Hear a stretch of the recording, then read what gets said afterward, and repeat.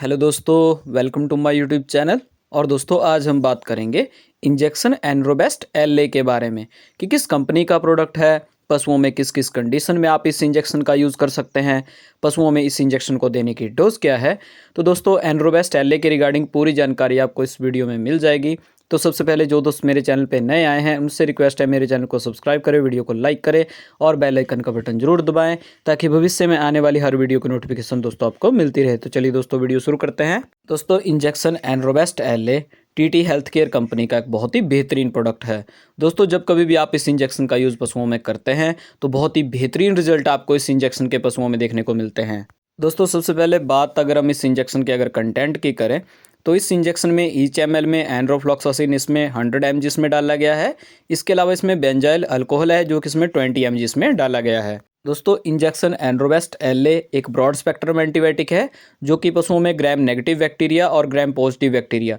दोनों bacterial infection को रोकने का काम करता है। दोस्तों अब बात करते हैं कि पशुओं में किस किस कंडीशन में आप इस इंजेक्शन का यूज़ कर सकते हैं। दोस्तों अगर पशु में मस्टाइटिस का केस हुआ है, अगर पशु में थनैला रोग हुआ है जिसमें कि पशु के अडर या टीट में स्वेलिंग हो गई है, रेडनेस है, पशु अपने थन या अडर से टच नहीं करने दे रहा है, या पशु के दूध का कलर चेंज हो गया है, या दूध में थक्के बन रहे हैं, तो उस केस में चॉइस ड्रग के रूप में आप इस एंटीबायोटिक का यूज़ पशु में कर सकते हैं। इसके अलावा दोस्तों अगर पशु में गैस्ट्रो इंटेस्टिनल ट्रैक्ट का अगर इन्फेक्शन पशु में हुआ है, पशु में एंट्राइटिस की कंडीशन हो गई है, डायरिया हो गया है पशु में, या पशु ने अपना खाना पीना कम कर दिया है, तो उस कंडीशन में भी चॉइस ड्रग के रूप में आप इस इंजेक्शन का यूज़ पशु में कर सकते हैं। इसके अलावा दोस्तों अगर पशु में यूरिनरी ट्रैक्ट का अगर इन्फेक्शन पशु में हुआ है कि पशु को पेशाब करने में दिक्कत आ रही है, या पशु रुक रुक के पेशाब कर रहा है, या पेशाब करते टाइम पशु जलन फील कर रहा है, तो उस केस में भी चॉइस ड्रग के रूप में आप इस इंजेक्शन का यूज़ पशु में कर सकते हैं। इसके अलावा दोस्तों अगर पशु में रिस्पायरेटरी ट्रैक्ट का अगर इन्फेक्शन पशु में हुआ है,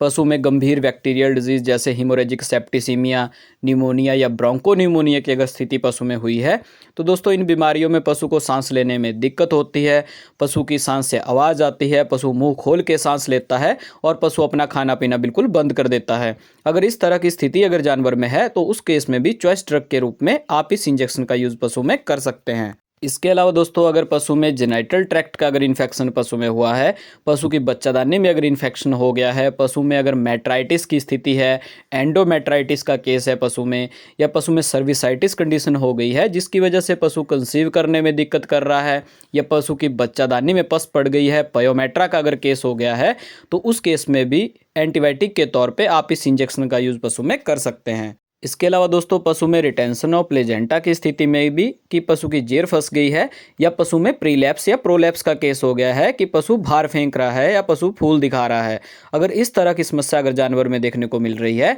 तो उस केस में भी आप इस एंटीबायोटिक का यूज़ पशु में कर सकते हैं। इसके अलावा दोस्तों पशु में बुखार की स्थिति में कि पशु में फीवर कंडीशन हो गई है और पशु का फीवर नहीं उतर रहा है, उस केस में भी, और पशु में सेकेंडरी बैक्टीरियल इन्फेक्शन को रोकने के लिए भी आप इस एंटीबायोटिक का यूज़ पशु में कर सकते हैं। दोस्तों अब बात अगर हम इस इंजेक्शन के पशुओं में रूट की करें तो इंट्रामस्कुलर और इंट्रावीनस दोनों रूट से आप इस एंटीबायोटिक का यूज़ पशु में कर सकते हैं। इसके अलावा इस एंटीबायोटिक की अगर पशुओं में डोज की अगर हम बात करें 2.5 टू 5 mg पर केजी बॉडी वेट के हिसाब से लगभग सभी जानवरों में आप इस एंटीबायोटिक का यूज़ पशु में कर सकते हैं। दोस्तों एनरोबेस्ट एलए एक प्रेगनेंसी सेफ इंजेक्शन है और गाभिन पशुओं में भी आप इस एंटीबायोटिक का यूज़ कर सकते हैं। तो आई होप दोस्तों कि आपको मेरी ये जानकारी पसंद आई होगी। मिलते हैं दोस्तों अगली वीडियो में नए टॉपिक और उसकी फुल इन्फॉर्मेशन के साथ।